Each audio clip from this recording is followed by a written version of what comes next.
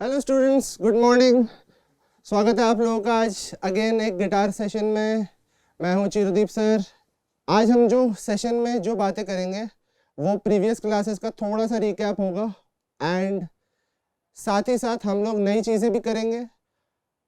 Previous classes का recap करना इसलिए ज़रूरी है क्योंकि हमारा आज से प्रीवियस सेशन का गैप बहुत ज़्यादा है। तो पहले मैं थोड़ी देर में वो चीज़ बोलूँगा कि जो हमारा जितना गैप रहा है उसमें हमने क्या क्या पिछले सेशन में किया था वो सबको एक बार एक रिफ्रेश कर लेंगे, ठीक है। सो आई होप आप सब गिटार प्रैक्टिस कर रहे हो। आई होप आप सबके पास गिटार्स है सामने। और विदाउट एनी फर्दर अडू अब हम लोग अपने सेशन से स्टार्ट करते हैं, ठीक है। सो जब हमने प्रीवियस सेशंस की थी, प्रीवियस सेशंस में हमने बात की थी कॉर्ड्स के बारे में, लीड्स के बारे में, म्यूजिकल अल्फाबेट्स के बारे में एंड स्केल्स के बारे में, ठीक है। तो स्टार्ट करेंगे थोड़ा सा हम स्केल्स को लेकर, फिर हम लोग जाएंगे थोड़ा सा म्यूजिकल अल्फाबेट्स में, ठीक है। फिर हम थोड़ा फिंगर एक्सरसाइज देखेंगे एंड फाइनली हम आज जो मेन हमारा टॉपिक है कॉर्ड्स, एंड कॉर्ड्स के साथ साथ उनको आज हम गाने में कैसे अप्लाई करते हैं वो चीज़ थोड़ा अंडरस्टैंड करेंगे, ठीक है। सो जो हमारे प्रीवियस सेशन में था उसमें हमने पहली चीज़ जो सीखी थी वो था मेजर स्केल, जिसको जब हम एक स्ट्रिंग से ऊपर से नीचे तक प्ले करते हैं तब हमें एक पर्टिकुलर साउंड आती है जो सुनने में सूदिंग होती है। स्केल, स्केल का डेफिनेशन क्या होता है? म्यूजिक में आपने सुना होगा स्केल बोलते हैं एक चीज़। स्केल ये वाला स्केल नहीं है, ये वाला स्केल नहीं है। स्केल होता है जो हम गाने और म्यूजिक के अंदर एक सेट ऑफ नोट्स होता है। उन सेट ऑफ नोट्स को अगर साथ में प्ले किया जाए तो वो सुनने में अच्छा लगता है। अब अगर हम लोग उन नोट्स के बाहर कोई और नोट्स प्ले करें तब हमें नोट्स अच्छे नहीं लगते सुनने में। नाउ थोड़ा अब हम फ्रेटबोर्ड की तरफ फोकस करेंगे एंड देखेंगे कि हमने क्या क्या किया था। फर्स्ट चीज जो हमने की थी वो होती है स्केल। तो जब हम स्केल्स प्ले करते हैं तब हम एक particular set of notes play करते हैं, ठीक है। और वो नोट्स की आवाज जब हम लोग साथ में बजाते हैं तब वो अच्छी आती है। फॉर एग्जाम्पल ये मैंने जो ये छोटा सा सेगमेंट प्ले किया इसी को हम ऐसे प्ले करते हैं। इसी को जब हम यहां पे प्ले करते खाली तब हम दूसरे स्ट्रिंग्स को भी यूज करते हैं,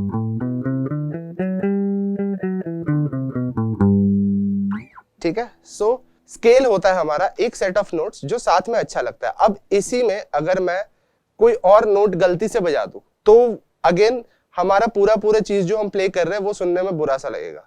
सो एक बार मैं ये प्ले करता हूं जो हमारा नॉर्मल वाला स्केल है, ठीक है। ये हमारा नॉर्मल है बट इसके जगह अगर मैं कुछ और गलत नोट्स बजा दूं सो दैट विल बी, अब ये नोट गलत लग गया, अब सही है, अब ये नोट गलत लग रहा है। सो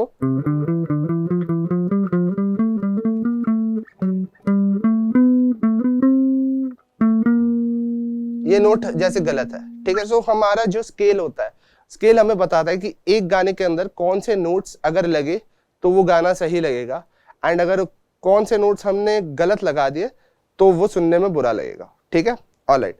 सेकेंडली अब हम आते हैं अपने दूसरी चीज पे जिसको हमने बोलते हैं म्यूजिकल अल्फाबेट्स, ठीक है। इसके लिए हमें थोड़ा बोर्ड की तरफ देखना पड़ेगा, तो बोर्ड पे थोड़ा सा ध्यान देते हैं।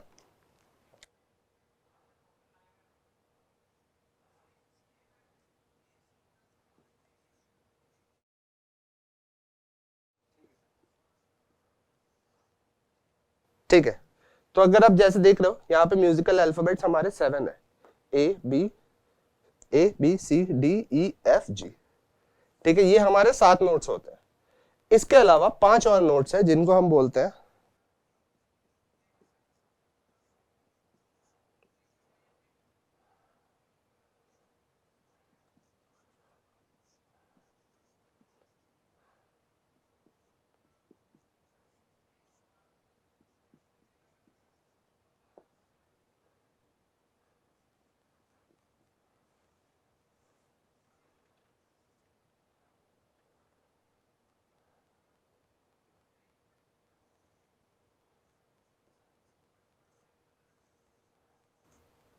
ठीक है, तो ये जो हमारे हैं ये एक हमारे एक्स्ट्रा 5 एक्सीडेंटल्स है। इन नोट्स को हम एक्सीडेंटल्स बोलते हैं।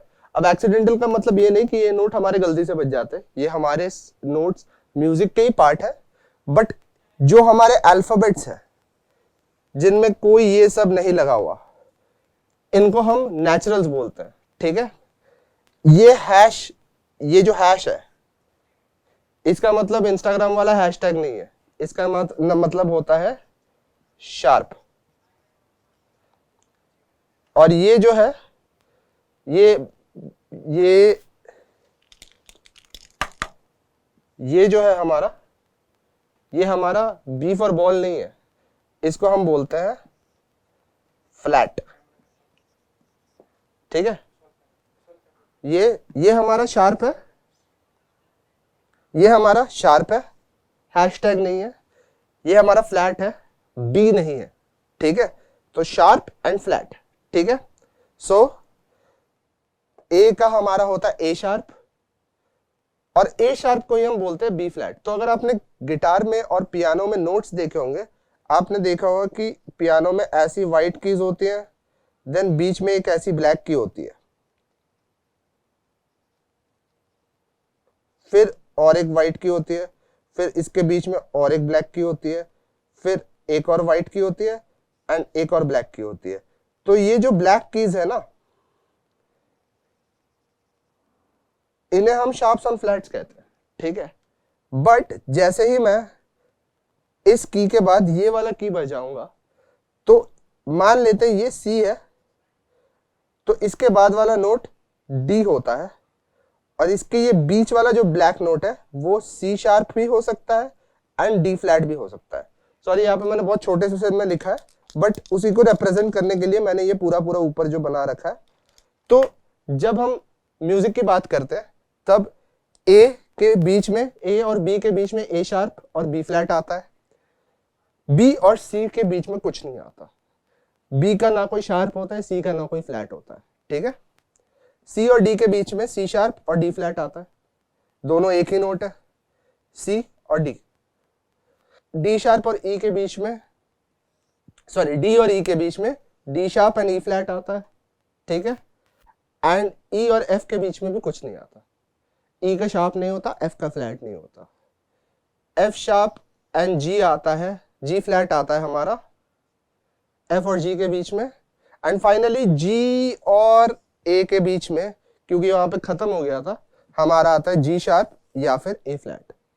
ठीक है, अब मुझे पता है आप लोग क्या सोच रहे होंगे कि सर ए शार्प और बी फ्लैट अगर एक है तो हम लोग ए शार्प ही क्यों ना लिखे या बी फ्लैट ही क्यों ना लिखे, दो अल्फाबेट डाल के कंफ्यूज क्यों करना। सही बात है, मैंने भी ये सोचा था अपने टाइम पे, पर यहाँ पे आता है हमारा स्केल का खेल। ठीक है, तो मान लो हमारा एक स्केल है, स्केल में कैसे कितने नोट्स होते हैं? यूजुअली स्केल में 7 नोट्स होते हैं। कौन से होते हैं वो 7 नोट्स? सा रे ग म पा धा नि सा। ठीक है, अब तो बोल रहे 8 हो गए, है ना? देखो 8वां सा रिपीट हो रहा है, सा रे ग म पा धा नि, एंड देन जो सा रिपीट हो रहा है उसके आगे हम लोग फिर बना सकते हैं। तो पहले वाले सा को अगर काउंट करते हैं तो सेकंड को नहीं काउंट करेंगे, और सेकंड को अगर काउंट करेंगे तो पहले को नहीं काउंट करेंगे। तो 7 नोट्स हो गए। ठीक है, तो मान लो कि अगर हम एक स्केल लिख रहे हैं, अब हमें सी के स्केल से सारेगामा बनाना। ठीक है, तो बनेगा वो सी डी ई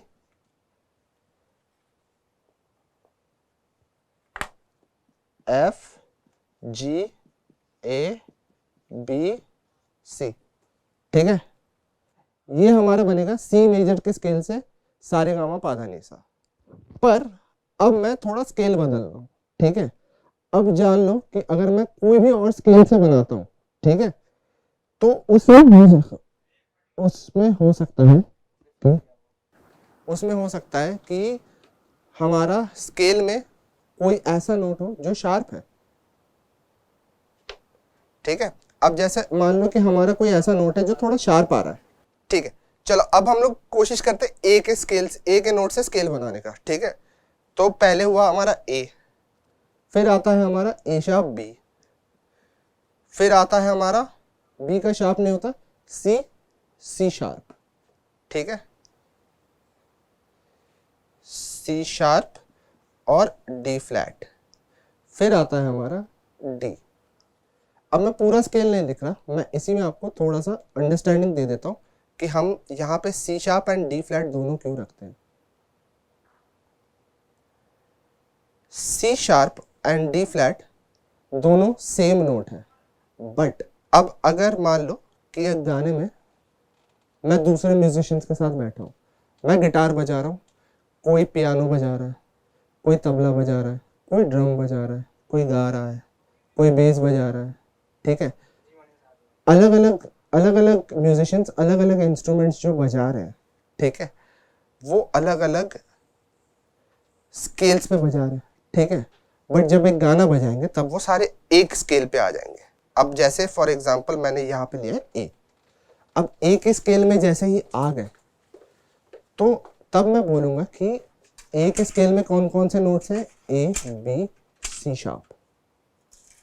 अब मान लो कि हम गाना कर रहे हैं, ठीक है, गाने के अब अलग अलग पार्ट्स होते हैं जो मैं अगली क्लास में बताऊंगा गाने के अलग अलग पार्ट्स कौन से होते हैं, ठीक है, बट आज थोड़ा सा आइडिया के लिए मैं इतना बताता हूँ कि गाने का मान लो गाना इज ब्रोकन इनटू 5 पार्ट्स मान लेते हैं, ठीक है, अभी मैं part 1, part 2, part 3, part 4, part 5 बोल रहा हूँ, ठीक है, कोई भी गाना हो, कोई भी गाना ले लो आप, स्टार्टिंग में आप 5 पार्ट्स में तोड़ दो, ठीक है। अब जैसे ही मैं गाना थर्ड पार्ट से शुरू कर रहा हूँ, ठीक है, मैं दूसरे म्यूजिशियंस के साथ प्रैक्टिस कर रहा हूँ, हमने पार्ट 1 कर लिया, पार्ट 2 कर लिया, अब हम पार्ट 3 करेंगे, ठीक है।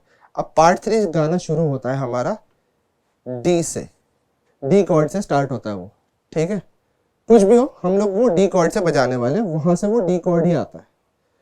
अब मैं बोलूँगा कि फॉर एग्जाम्पल मैं जिसके साथ बजा रहा हूँ उसका नाम राहुल है, ठीक है, एग्जाम्पल के तौर पे बोल रहा हूँ, मैं बोलूँगा राहुल डी कॉर्ड पकड़ो, ठीक है। अब हम लोग अगर स्केल के हिसाब से डी यूज करें और स्केल में सी शार्प की जगह अगर हम डी फ्लैट बोले तो अब राहुल भैया को कंफ्यूजन होगी कि डी फ्लैट से स्टार्ट करना है या डी नेचुरल से स्टार्ट करना है, समझ रहे हो। जो चीज मैं आपको अच्छे से इजीली समझाने की कोशिश कर रहा हूं, ठीक है, कि ये शार्प और फ्लैट्स इंपॉर्टेंट क्यों है, ठीक है। मान लो एक गाने में डी कॉर्ड है और डी फ्लैट कॉर्ड है जो सी शार्प भी जिसका नाम है, ठीक है, तो गाने में 2 डी कॉर्ड्स नहीं हो सकते, चाहे वो डी हो, डी फ्लैट हो या डी शार्प हो, ठीक है। अगर गाने में ऑलरेडी एक डी कॉर्ड है तो हम डी फ्लैट को सी शार्प बोलेंगे और डी शार्प को ई फ्लैट बोलेंगे, ठीक है। ये होता है हमारा यूज केस, ताकि जब हम लोग कोई गाना ऐसे बजा रहे हो, ठीक है, जब हम लोग कोई भी गाना प्ले करें तब हमारे विद इन द कॉर्ड्स या with in the notes move करने में कोई कंफ्यूजन ना हो, ठीक है। ऑलराइट, अब ये तो हो गया हमारा स्टार्टिंग वाला पार्ट, ठीक है। अब हम लोग second part of the class है उसमें आ जाते हैं, जो हमारा स्केल्स का रिकैप है।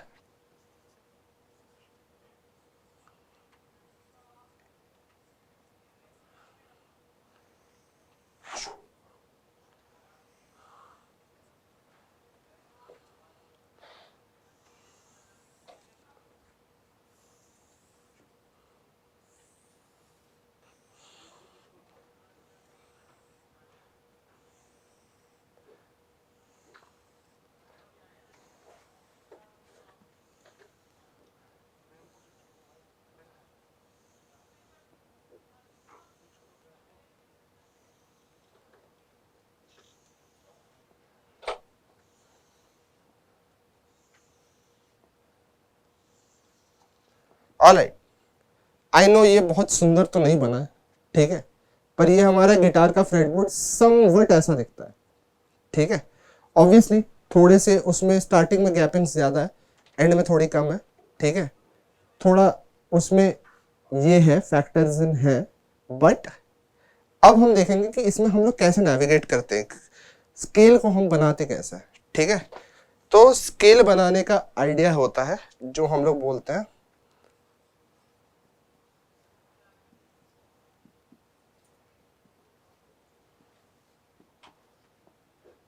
ठीक है, जब हम स्केल बनाते हैं हम ये फॉर्मूला यूज करते हैं। ठीक है, फॉर्मूला का मतलब क्या है, W का मतलब है H का मतलब है, ठीक है, होल एंड हाफ। होल किस डिस्टेंस को बोलते हैं हम, जब हम लोग मान लो इस फ्रेट से एक फ्रेट छोड़ के जो डिस्टेंस पे जाएंगे उसको हम लोग होल बोलते हैं। ठीक है, और मान लो अगर हम लोग इस फ्रेट पे हैं और इसमें जाएंगे तो हम इस डिस्टेंस को हाफ बोलते हैं। ठीक है, तो जब हमें एक स्केल बनाना होता है तो कोई भी फ्रेट से स्टार्ट करके, मान लो चलो पहले मैं ये बाइफर्केशंस बना दूं कि ये 3rd freight, 5th freight, 7th freight, 9th freight और 1 2 3 4 5 6 7 8 9 10 11 12 फ्रेट। ठीक है, गिटार में अगर आपने गिटार देखा होगा तो इसी तरीके से वो लेड आउट होती है। ठीक है, अब जब हम लोग इसमें बनाएंगे हम अपना मेजर स्केल, तो हम लोग जिस ग्रूव से जाते हैं उसको बोलते हैं स्टार्टिंग नोट। ये हमारा पहला नोट है, फिर होल, फिर होल, फिर हाफ, फिर होल, होल, होल, हाफ। ठीक है, whole, whole, half, whole, whole, whole, half. अब मैं आपको ये थोड़ा एक बार गिटार में बताता हूँ। ठीक है, इसके बाद हम कॉर्ड्स पे आते हैं वापस। तो जब हम ये प्ले कर रहे हैं, ठीक है, तब हम बजा रहे हैं पहला नोट, हमारा पहला नोट। अगर देखोगे मैंने यहाँ पे 2nd फ्रेट से स्टार्ट किया है। ठीक है, यहाँ अगर नोटिस करोगे तो मैंने यहाँ पे 5th स्ट्रिंग जो कि 6 5 5th स्ट्रिंग है, उसके बाद 2nd फ्रेट 1 2 2nd फ्रेट से स्टार्ट किया। ठीक है, सो यहाँ से स्टार्ट किया। सो 2nd freight, 4th freight, 6th freight, 7th freight, 9th freight, 11th freight, 13th freight, 14th freight. तो पूरा बजाएंगे तो ये खाली खाली इस चीज का नहीं है। अगर आप कहीं से भी स्टार्ट करोगे और आप whole whole half, whole whole whole half के फॉर्मूला में जाओगे तो आपको सारे गामा पा की आवाज मिल जाएगी। सो अगेन एक बार थोड़ा सा पीछे से आते हैं। जैसे यहां से मैंने 5th स्ट्रिंग 2nd फ्रेट से बजाया था तो उसकी आवाज आएगी ऐसे।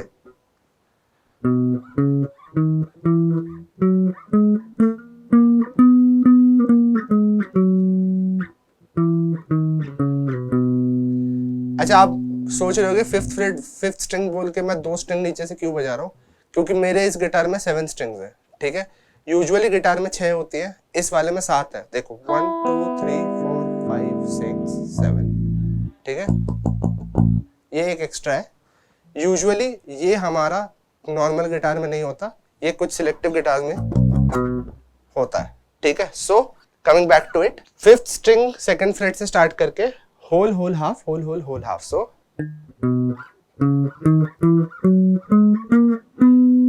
ध्यान से सुनोगे तो सारे गामा सुनाई देगा।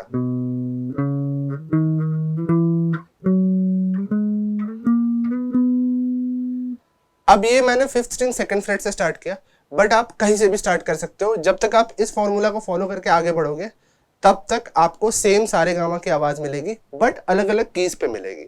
सो अब मैं 3rd स्ट्रिंग 3rd फ्रेट से एक बार बजा के दिखाता हूं आपको।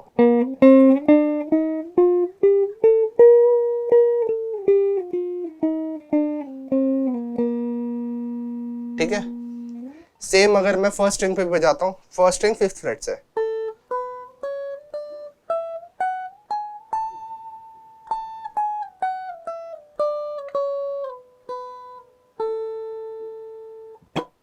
ठीक है, तो ये हमारे अलग अलग नोट से हम अलग अलग जगह से जब प्ले करते हैं तब हम अलग अलग टाइप से मेजर स्केल को बजा सकते हैं। ठीक है, एज लॉन्ग एज हम लोग whole whole half, whole whole whole half की मूवमेंट में इसको प्ले करें, ठीक है। अब उसको हम लोग अलग स्ट्रिंग्स पे भी प्ले कर सकते हैं, जैसे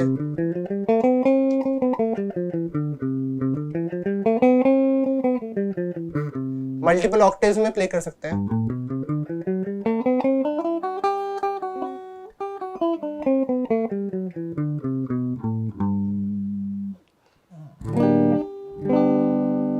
ठीक है, मूविंग फॉरवर्ड। अब हम लोग आते हैं जो हमारा मेन चीज था, chords and how to apply them, ठीक है। सो कॉर्ड्स क्या होती है? कॉर्ड्स होते हैं multiple notes that are played together, ठीक है, और कुछ नहीं। अगर मैं इसको एकदम बेसिक डिस्क्रिप्शन में बॉइल डाउन करूं, this is just different notes जो साथ में बज रहे हैं, जैसे और साथ में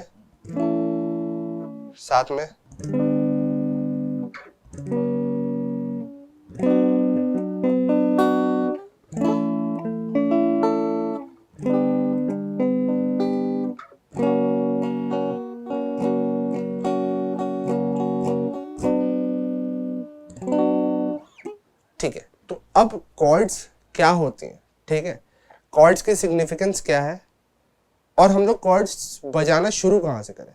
देखो, म्यूजिक और गिटार में, ठीक है, खाली गिटार में तो नहीं बोलूँगा, गिटार, म्यूजिक, डांस, कोई भी क्रिएटिव, पेंटिंग, कोई भी क्रिएटिव आउटलेट में, ठीक है, कोई भी क्रिएटिव जो हमारा, जिसको हम बोलते हैं इंटेलेक्चुअल आउटलेट, ठीक है, और क्रिएटिव आउटलेट, ठीक है, उसमें हमारी मेन चीज़ क्या होती है, जिसमें जो चीज़ हमें सबसे ज़्यादा कंफ्यूज करती है वो होती है कि हम शुरू कहाँ से करें, ठीक है।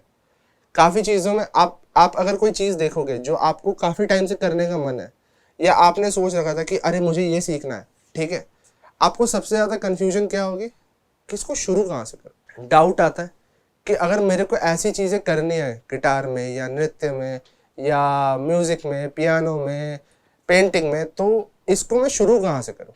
सबसे बड़ा कन्फ्यूजन यही होता है, ठीक है। तो उस चीज़ के लिए हम लोग, जब एक स्ट्रक्चर हमें मिल जाता है, ठीक है, तो वो स्ट्रक्चर अगर हम नॉर्मली फॉलो कर ले तो हमारे पास ना एक फाउंडेशन होती है, जिसको हम लोग हिंदी में नींव बोलते हैं। अगर हम लोग जहाँ पे घर बन रहा है वहाँ पे अगर सिल्ले, गिट्टी, ये सब चीज़ें ना डले तो उस पर घर बन ही नहीं सकता, और अगर बन भी गया तो वो घर ज़्यादा दिन टिकने का नहीं, ऐसे गिर जाएगा, ठीक है। तो ज़रूरी है कि हमारी फाउंडेशंस, हमारी नींव बहुत ज़्यादा स्ट्रांग हो। अब कॉर्ड्स की फाउंडेशन, जो नींव है, कॉर्ड्स की फाउंडेशन, अब जैसे कोई भी गाना मैं हल्का सा गुनगुना के दिखा देता हूँ, ठीक है। जैसे रिसेंट जो सबसे ज़्यादा फेमस हुआ था गाना, वो था पसूरी, ठीक है। तो पसूरी को अगर हम लोग थोड़ा सा हल्का सा ये करें, ठीक है, हल्का सा उसका कॉर्ड प्रोग्रेशन देखें तो ऐसे ना ना ना ना ना ना ना ना ना ना ना,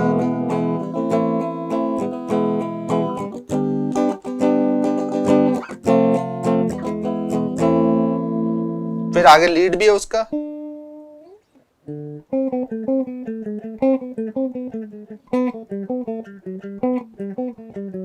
पर आज लीड पे नहीं, आज हम लोग कॉर्ड्स पे फोकस कर रहे हैं। सो आपने देखा होगा मैंने 4 कॉर्ड्स बजाए अभी,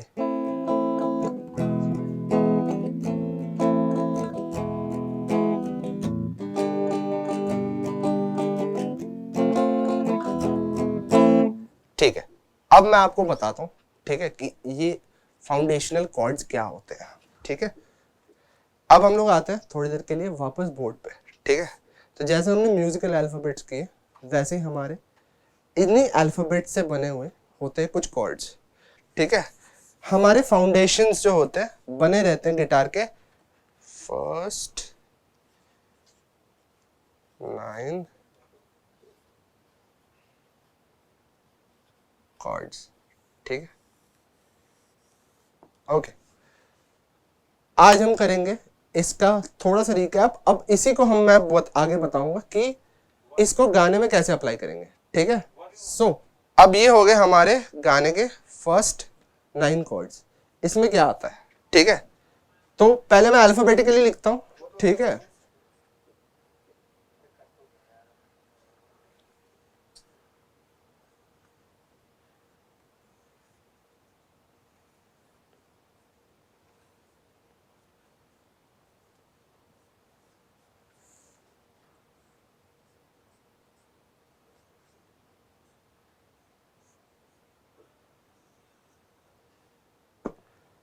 ठीक है, ये जो हमारे कॉर्ड्स है, ये जो हमारे कॉर्ड्स है, स्टार्टिंग है 9 कॉर्ड्स, 1 2 3 4 5 6 7 8 9, ये हमारे स्टार्टिंग के बिगिनिंग के 9 बेसिक कॉर्ड्स है।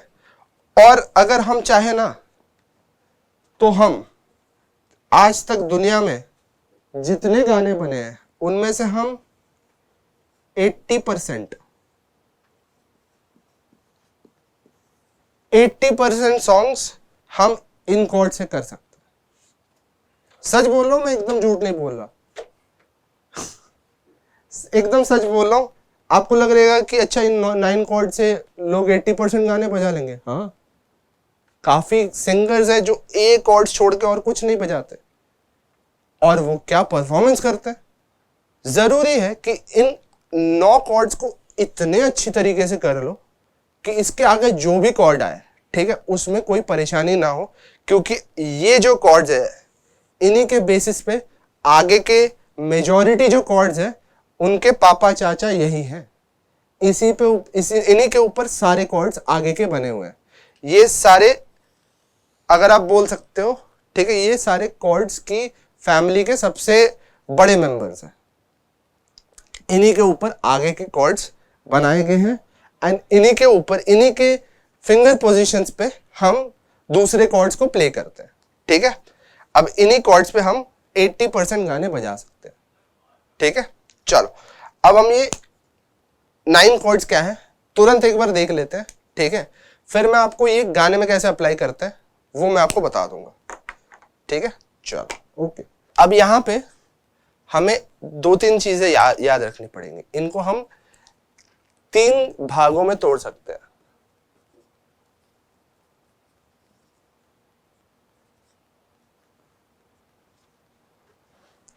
ठीक है। इसी में हमारे 3 बाइफरकेशंस है। एक को बोला जाता है 2 फिंगर कॉर्ड, एक को बोला जाता है 3 फिंगर कॉर्ड, एक को बोला जाता है 4 फिंगर कॉर्ड, ठीक है। अब अगर हम लोग देखें तो 2 फिंगर कॉर्ड्स बजाना सबसे आसान है, क्योंकि इसमें हमारे पास 2 उंगलियां यूज होती हैं, ठीक है। फिर आता है हमारा 3 फिंगर कॉर्ड, जिसमें हमारी 3 फिंगर्स यूज होंगी, ठीक है। एंड सबसे टफ अगर बोला जाए, वैसे ये भी टफ है नहीं, स्टार्टिंग में थोड़ा सा लगेगा, उसके बाद जैसे ही हाथ बैठ जाएगा तब तो मक्खन है। लास्ट होता है हमारा 4 फिंगर कॉर्ड्स, जिसमें हमारी 4 उंगलियां यूज होती हैं, ठीक है। सो स्टार्टिंग करते हैं 2 फिंगर कॉर्ड से। अब इस पूरे 9 कॉर्ड्स में बस एक कॉर्ड है जो हमारा 2 फिंगर कॉर्ड है, वो है हमारा ई माइनर कॉर्ड, ठीक है। ई माइनर कॉर्ड हमारा ओनली कॉर्ड है जिसमें हम खाली 2 फिंगर्स पकड़ते हैं। अब गिटार के फ्रेटबोर्ड की तरफ एक बार देखो, ठीक है। 5th string 2nd freight, 4th string 2nd freight पकड़ेंगे, इसको ध्यान मत दो, ठीक है। फर्स्ट के बाद वाला 2nd फ्रेट दोनों में, और प्ले करेंगे इसको। ये है हमारा ई माइनर कॉर्ड। इसमें एक गाना भी अगर आपने ध्यान से सुना होगा, आप लोगों के लिए ये छोटा सा गेम रहेगा, ठीक है। गेस करना है इंट्रो से ये कौन सा गाना है, ठीक है। सुना है आपने,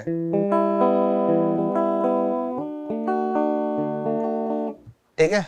अगर आपको पता नहीं होगा तो अपने मम्मा पापा से पूछना, उन्हें जरूर पता होगा, ठीक है, ओके। सेकेंडली फिर आते हैं हमारे 3 फिंगर कॉर्ड्स। अब इसमें मेजॉरिटी जो दूसरे कॉर्ड्स है ना, ई माइनर को छोड़ के सारे ही 3 फिंगर कॉर्ड्स में आ जाता है।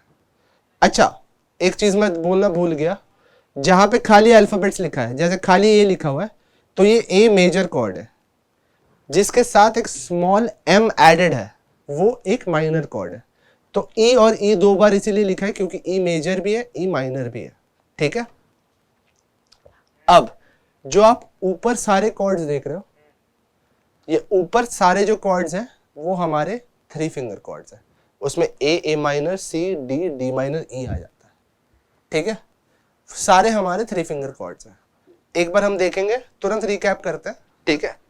ए मेजर कॉर्ड होता है हमारा, 2nd फ्रेट में हम 2nd स्ट्रिंग पे 2nd फ्रेट पर ring finger, 2nd freight 3rd string पे मिडिल फिंगर, और 2nd फ्रेट 4th स्ट्रिंग पे इंडेक्स फिंगर।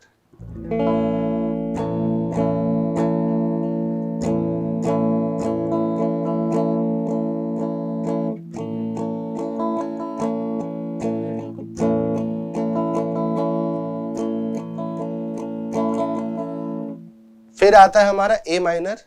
अब क्या करेंगे, इसी का इंडेक्स उठाएंगे, इन दोनों फिंगर्स को एक एक ऊपर ले जाएंगे और इसको हम लोग अब सेकंड स्ट्रिंग फर्स्ट फ्रेट पे ले आएंगे। माइनर कॉर्ड्स जो होते हैं वो थोड़े से डार्क, थोड़े से मिस्टीरियस, थोड़े से जैसे ई मेजर जो कॉर्ड्स हैं वो बहुत हैप्पी लगेंगे, और जो माइनर कॉर्ड्स हैं वो थोड़े से डार्क, मिस्टीरियस, थोड़े से सैड से लगेंगे। ध्यान से अगर सुनोगे, हैप्पी, थोड़ा सैड एंड डार्क। ठीक है, हमारा ए मेजर हो गया, ए माइनर हो गया। अब ए माइनर से ही रिंग उठा के फिफ्थ स्ट्रिंग थर्ड फ्रेट पे लगते होंगे एंड ये हमारा सी मेजर हो गया। So A major, A minor, C major. अब डी मेजर बजाएंगे, D major first string second fret, index finger third string second fret and ring finger second string third fret. ये हमारा D major. Then D minor जो होगा हमारा first string first fret, third string second fret, second string third fret. अब देखोगे again D major happy है, D minor dark है। ठीक है, ई मेजर जो हमारा ए माइनर कॉर्ड है उसी को पूरा पूरा उठा के एक स्ट्रिंग ऊपर रख दो, तो इसको एक उंगली, इसको एक ऊपर ले जाओ, इसको एक ऊपर ले जाओ, इसको एक ऊपर ले जाओ, ई मेजर। कभी एक ना घर पे अगर एक्सपेरिमेंट करने का मन हो तो एक छोटा सा एक्सपेरिमेंट बता रहा हूँ। ठीक है, ए माइनर और ई मेजर को साथ में प्ले करना। ठीक है, एक एक करके, बहुत सुंदर लगता है। लगता है चुलबुल पांडे आ गए।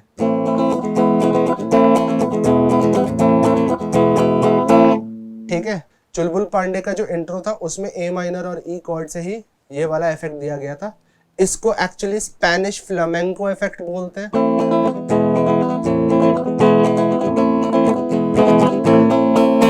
ठीक है, बट अभी वो बाद में हम लोग डिटेल में बातें करेंगे, पर ये जो चीज है इससे कभी आप थोड़ा प्ले करके ट्राई करना कैसे करते हैं। ठीक है, अब हमारे 6 3 फिंगर कॉर्ड्स भी हो गए। साथ साथ हम लोग लिखते रहते हैं ना कितने फिंगर कॉर्ड्स हैं। सो 2 फिंगर कॉर्ड्स हमारे 1 है, 3 फिंगर कॉर्ड्स हमारे 6 हैं, तो कितने बचे हमारे 2 कॉर्ड्स बचे, तो 4 फिंगर कॉर्ड्स हमारे हो जाते हैं 9। ठीक है, अब इनको पकड़ना थोड़ा डिफिकल्ट है। ठीक है, तो जैसे अब एफ कॉर्ड है, एफ कॉर्ड इसको हम लोग देखते हैं और इसको हम लोग ब्रेक डाउन करते हैं कि हम लोग कैसे पकड़ेंगे, थोड़ा सा इजी करते हैं इसको। तो इसको पकड़ने के लिए पहले हम ई मेजर कॉर्ड को यहां ले जाएंगे और इन 3 फिंगर्स की जगह अब हम लोग इन 3 फिंगर से ई मेजर कॉर्ड को पकड़ेंगे। ठीक है, अब इसको हम लोग एक नीचे घसका देंगे। सो एक एक एक नीचे आ गया सारा, ये पूरा मामला उठ के एक फ्रेट नीचे आ जाएगा। ठीक है, अब ये थोड़ा वियर्ड लग रहा है, तो क्या करेंगे, फर्स्ट स्ट्रिंग और सेकंड स्ट्रिंग को इंडेक्स से दबा देंगे ऐसे। ठीक है, अब ये बन जाएगा हमारा एफ कॉर्ड। तो क्या करना है, ई मेजर पकड़ो, नीचे ले आओ, इंडेक्स से फर्स्ट और सेकंड स्ट्रिंग दबा दो। ठीक है, इन दोनों को दबा दिया, एफ मेजर कॉर्ड हमारा बन गया। ठीक है, अब फाइनली आएगा हमारे जी मेजर कॉर्ड जो है ये।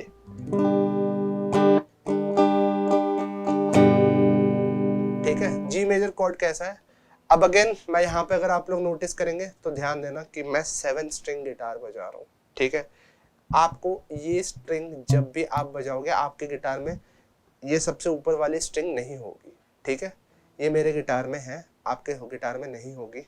ठीक है, तो जब आप प्ले करोगे तब आपका जो एकदम ऊपर वाला स्ट्रिंग होगा तो वो 6 स्ट्रिंग होगा। तो जो आप मिडिल फिंगर में यहाँ पे रख रहा हूँ वो आपको लग रहा होगा कि मैंने 6 पे रखा है, 7 पे रखा है, पर वो मैंने रखा है 6 पे। ठीक है, तो ये होगा हमारा जी कॉर्ड। तो जी कॉर्ड कैसे बनाएंगे, मिडिल फिंगर को रखेंगे third string second fret, index 6 string third freight, index finger को रखेंगे 5th स्ट्रिंग सेकंड फ्रेट और पिंकी और रिंग को रखेंगे third freight second and first string.